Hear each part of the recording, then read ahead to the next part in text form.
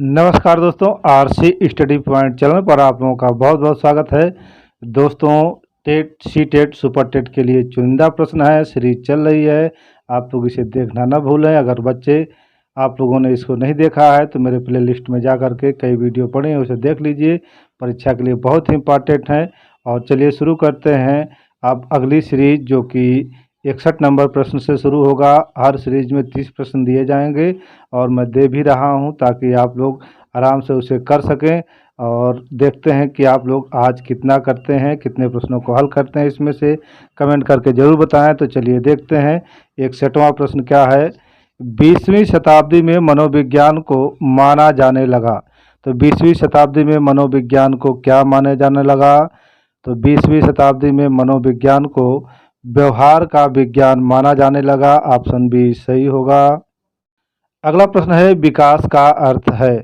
तो विकास का क्या अर्थ है?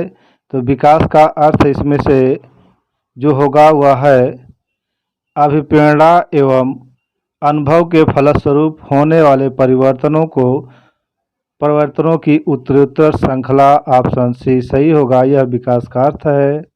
अगला प्रश्न है मनोविज्ञान को दर्शन शास्त्र से अलग विज्ञान का दर्जा दिलाया। तो मनोविज्ञान को दर्शन शास्त्र से अलग विज्ञान का दर्जा किसने दिलाया? तो यह दिलाया था विलियम जेम्स ने। ऑप्शन बी सही होगा।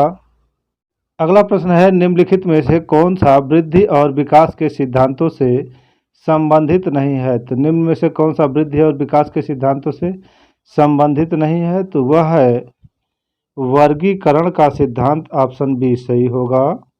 मैकडूगल ने अपनी पुस्तक आउटलाइन साइकोलॉजी में किस शब्द की कड़ी आलोचना की? तो मैकडूगल ने अपनी पुस्तक आउटलाइन ऑफ साइकोलॉजी में जिस शब्द की कड़ी आलोचना की वह शब्द है चेतना। ऑप्शन डी सही होगा। बाल मनोविज्ञान के अनुसार शिक्षा के क्षेत्र में मुख्य स्थान है। तो बाल मनोविज्ञान के अनुसार शिक्षा के क्षेत्र में मुख्य स्थान है बालक का। ऑप्शन ए सही होगा। अगला प्रश्न है मनोविज्ञान का जन्म किसके समय दर्शन शास्त्र के अंग के रूप में हुआ? तो मनोविज्ञान का जन्म किसके समय दर्शन शास्त्र के अंग के रूप में हुआ था? तो उस समय के मनोवैज्ञानिक थे अरस्तु। इन्हीं के समय दर्शन शास्त्र के अंग के रूप में मनोविज्ञान का जन्म हुआ था। एक बच्चे की वृद्धि और विकास के अध्ययन की सर्वाधिक अच्छी विधि कौन सी है? तो एक बच्चे की वृद्धि और विकास के अध्ययन की सर्वाधिक अच्छी विधि विकासीय विधि माना जाता है। ऑप्शन सी सही होगा। अगला प्रश्न है शिक्षा मनोविज्ञान के मुख्य तत्व हैं। शिक्षा मनोविज्ञान के मुख्य तत्व कौन से हैं? तो शिक्षा मनोविज्ञान के मुख्य तत्व शिक्षार्थी भी हैं, सीखने की प्रक्रिया भी है और अध्यापक भी हैं। तो इसका सही आंसर उपयुक्त सभी होगा। ऑप्शन डी सही होगा। अगला प्रश्न है व्यक्तिक भिन्नता के मिलन के संबंध में एक अध्यापक की भूमिका होनी चाहिए। तो व्यक्तिक भिन्नता के मिलन के संबंध में एक अध्यापक की भूमिका कैसी होनी चाहिए? चलिए देखते हैं। व्यक्ति के दृष्टिकोण, अभिरुचि और योग्यता को जानने का प्रयास करना चाहिए। सही है। बी वाला देखते हैं। व्यक्ति आधारित पाठ्यक्रमों को उनकी आवश्यकता के अनुसार जानने की कोशिश करना। तो ये भी सही होगा। इस प्रकार इसका सही आंसर सी होगा। 1 और 2 दोनों होगा। सर्वप्रथम मनोविज्ञान को किस विषय के अध्ययनकर्ता के रूप में स्वीकार किया गया? तो सर्वप्रथम मनोविज्ञान को जिस विषय के अध्ययनकर्ता के रूप में स्वीकार किया गया वह विषय था आत्मा का विषय। ऑप्शन बी सही होगा।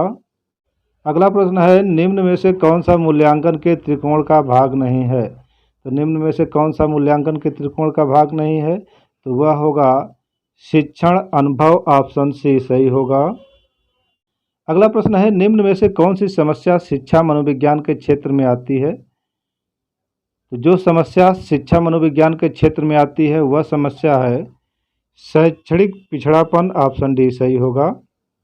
अगला प्रश्न है थॉर्नडाइक के व्यक्तित्व के वर्गीकरण का आधार है। तो थॉर्नडाइक के व्यक्तित्वकरण के वर्गीकरण का आधार है चिंतन और कल्पना। ऑप्शन डी सही होगा। अगला प्रश्न है शिक्षा की प्रगति मनोविज्ञान का सबसे महत्वपूर्ण योगदान निम्न में से कौन सा है? तो शिक्षा के प्रति मनोविज्ञान का सबसे महत्वपूर्ण योगदान जो है वह है अध्यापक द्वारा उचित शिक्षण विधियों को अपनाने में सहायक होना। ऑप्शन डी सही होगा। अगला प्रश्न है, निम्न में से कौन अधिगमकर्ता को अधिक स्वतंत्रता देता है? तो सृजनशीलतावाद अधिगमकर्ता को अधिक स्वतंत्रता देता है। ऑप्शन डी सही होगा। अगला प्रश्न है, निम्न में से कौन से विचारक के अनुसार शिक्षा व्यक्ति की भीतरी शक्तियों को उभारने की प्रक्रिया है? तो यह कहा था पेस्टालॉजी ने। ऑप्शन बी सही होगा। अगला प्रश्न है, जब शिशु अपनी आँख, कान व हाथ के संबंध में सोचते हैं तो ये निम्नलिखित में से कौन से स्तर में शामिल होते हैं? तो इंद्रिय जनित स्तर में शामिल होते हैं। ऑप्शन सी सही होगा। अगला प्रश्न है, निम्न में से कौन सा कथन शिक्षा मनोविज्ञान के अर्थ को सबसे अधिक सही ढंग से प्रकट करता है? तो वह अर्थ होगा, यह शिक्षा को मनोवैज्ञानिक आदान प्रदान करता है। ऑप्शन डी सही होगा। अगला प्रश्न है, निम्नलिखित सिद्धांतकारों में से किसका मत है कि बच्चे अपनी वृद्धि व विकास हेतु कठोर अध्ययन करते हैं? तो इसका सही आंसर होगा मैस्लो। ऑप्शन बी सही आंसर है। अगला प्रश्न है, शिक्षा की प्रक्रिया में प्रेरणा का महत्व है, इस बात को ध्यान में रखे हुए जो अध्यापक को निम्न में से कौन सा कार्य नहीं करना चाहिए? तो अध्यापक को जो कार्य नहीं करना चाहिए वह है इनामों का प्रलोभन देकर बालकों में प्रतिद्वंद्विता पैदा करना। ऑप्शन सी सही होगा। अगला प्रश्न है, शैशवावस्था के लिए उत्तम शिक्षण विधि है। तो शैशवावस्था के लिए उत्तम शिक्षण विधि क्या है? मॉन्टेसरी विधि यह भी होगी, खेल विधि यह भी, किंडरगार्टन विधि यह भी। इसका सही आंसर होगा कि शैशवावस्था के लिए उत्तम शिक्षण विधि उपयुक्त सही होंगी। ऑप्शन डी सही होगा इसका। अगला प्रश्न है, तुम मुझे कोई बालक दे दो और मैं उसे कुछ भी बना सकता हूँ, यह दावा है। तो यह दावा किसने किया था? तो यह दावा किया था वाटसन महोदय ने। ऑप्शन सी सही होगा। अगला प्रश्न है, प्रगतिशील परिवारों में बच्चों में अपेक्षाकृत कौन सा प्रेरक अधिगम प्रबल होता है? तो प्रगतिशील परिवारों में बच्चों में अपेक्षाकृत जो प्रेरक अधिक प्रबलशील होता है वह है उपलब्धि। ऑप्शन डी सही होगा। अगला प्रश्न है, निम्न में से कौन सा क्षेत्र मनोविज्ञान के अंतर्गत नहीं आता है? तो वह क्षेत्र है आर्थिक मनोविज्ञान, जो मनोविज्ञान के क्षेत्र में नहीं आता है। ऑप्शन सी सही होगा। अगला प्रश्न है कि बाल विकास में किस पर बल दिया जाता है या किसका अध्ययन किया जाता है? तो बाल विकास में गर्भावस्था से किशोरावस्था तक का अध्ययन होता है। ऑप्शन सी सही होगा इसका। अगला है, निम्नलिखित में से कौन मनोवैज्ञानिक नहीं है? तो इनमें से जो मनोवैज्ञानिक नहीं है वह है जॉन डीवी। ऑप्शन ए सही होगा। अगला प्रश्न है, एक औसत बुद्धि वाला बच्चा यदि भाषा को पढ़ने एवं समझने में कठिनाई प्रदर्शित करता है तो यह संकेत देता है कि बच्चा का डॉट डॉट में भरना है लक्षण प्रदर्शित कर रहा है। तो एक औसत बुद्धि वाला बच्चा यदि भाषा को पढ़ने एवं समझने में कठिनाई प्रदर्शित करता है तो यह संकेत देता है कि बच्चा पठन अक्षमता यानी डिस्लेक्सिया से ग्रसित है, उसका लक्षण प्रदर्शित कर रहा है, क्योंकि वह भाषा को पढ़ने एवं समझने में कठिनाई प्रदर्शित कर रहा है। ऑप्शन ए सही होगा इसका।